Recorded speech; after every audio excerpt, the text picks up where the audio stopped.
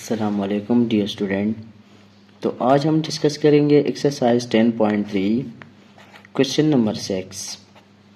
लेकिन student question number 6 की solution पर जाने से पहले मैं एक रिलेशन डिस्कस करना चाहता हूँ। अगर हमारे पास ये कोई भी पैरेललोग्राम है तो इस रिलेशन में अगर मैं देखूँ ये हमारे पास पैरेललोग्राम है और मैं कहता हूँ ए और बी इस पैरेललोग्राम के एडजेसेंट साइड है। ये जो हमारे पास ये लेंथ है ये हमारे पास एक डायगोनल हो गया और इस डायगोनल को मैं पी का नाम दे देता हूँ और ये हमारे पास दूसरा डायगोनल हो गया, इसको मैं क्यू का नाम दे देता हूँ। तो पैरेललोग्राम के डायगोनल और जो साइड है इसके बीच में जो रिलेशन है इसका फार्मूला होता है d1 square plus d2 square is equal to 2n2 a square plus b square. ये हमारे पास वो फार्मूला है जो हमारे पास रिलेशन बताता है डायगोनल के और साइड ऑफ पैरेललोग्राम के बीच में रिलेशन बताता है। तो अब हम सॉल्व करते हैं क्वेश्चन नंबर 6। तो क्वेश्चन नंबर 6 हमारे पास है कि Nawaz is designing a parallelogram shape glass table top side 1.5 metre 2 metre. तो अब साइड गिवन है, एक साइड पैरेललोग्राम का 1.5 मीटर है जबकि दूसरा साइड 2 मीटर है और एक डायगोनल भी गिवन है 2.5 metre. Seek the length of the second diagonal, what is the length of second diagonal.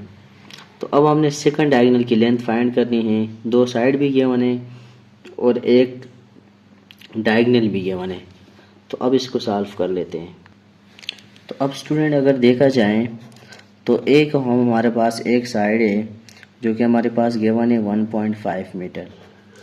Similarly इस पैरेललोग्राम का जो दूसरा साइड है बी वो भी गिवन है 2 मीटर।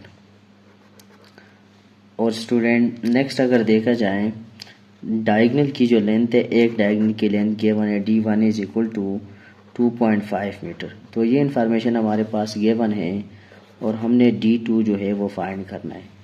तो इससे पहले मैं ये रिलेशन डिस्कस कर चुका हूँ, तो इसमें जस्ट वैल्यू पुट कर लेते हैं और इसके बाद इसको सॉल्व कर लेते हैं। d1 की जगह तो हमारे पास आ जाएगा 2.5 का स्क्वायर, ये वाला फार्मूला हम यूज़ कर लेंगे। d2 हमने फाइंड करना है, इसको ऐसे ही छोड़ लेते हैं, is equal to 2n2 a square plus b square. तो a की जगह आ जाएगा 1.5 स्क्वायर और प्लस b की जगह आ जाएगा 2 स्क्वायर।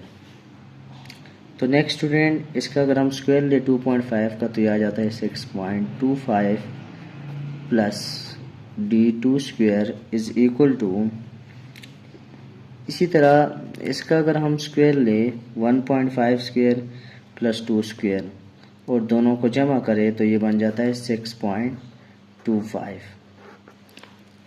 तो इनको अगर हम मल्टीप्लाई करें तो ये बन जाएगा 6.25 plus d2 square is equal to, इन दोनों को अगर मल्टीप्लाई करें तो ये बन जाता है 12.5। अब ये वैल्यू इधर ऐड हो रही है तो उस साइड जाके ये सब्ट्रैक्ट हो जाएगी।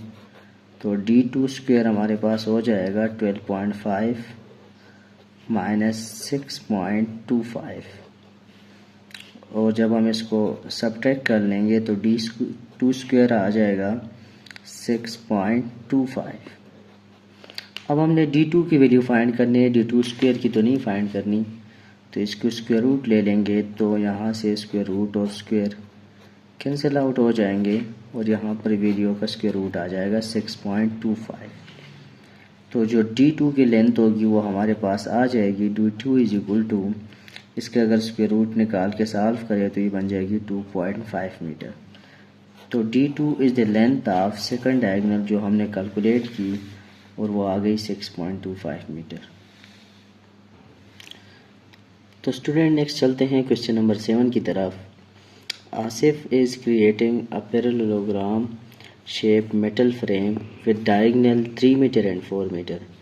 इस केस में अगर देखा जाए तो एक पैरेललोग्राम के दो डायगोनल गिवन है 3 मीटर और 4 मीटर।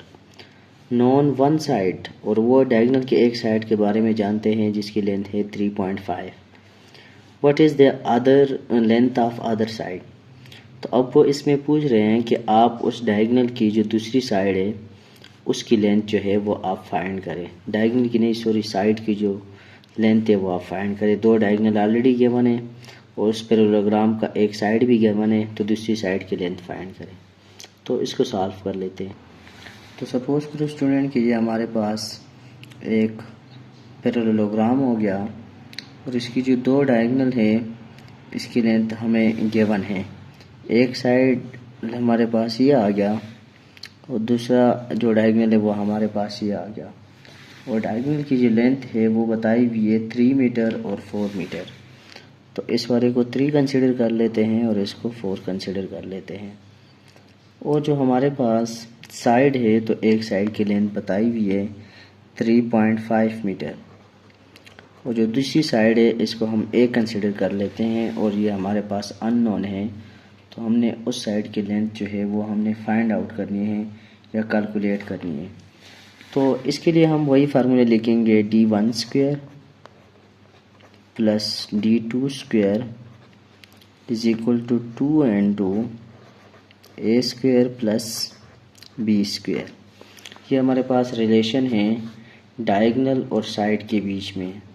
तो जब डायगोनल गिवन हो और साइड अननोन हो, या साइड गिवन हो और डायगोनल अननोन हो, तो हम ये वाला फार्मूला जो है इसको यूज़ आउट करते हैं। तो इसमें हम वैल्यू पुट कर लेते हैं। d1 की जगह आ जाएगा 3 स्क्वायर, d2 की जगह आ जाएगा 4 square is equal to 2 into इसकी जगह आ जाएगा 3.5 स्क्वायर प्लस बी स्क्वायर।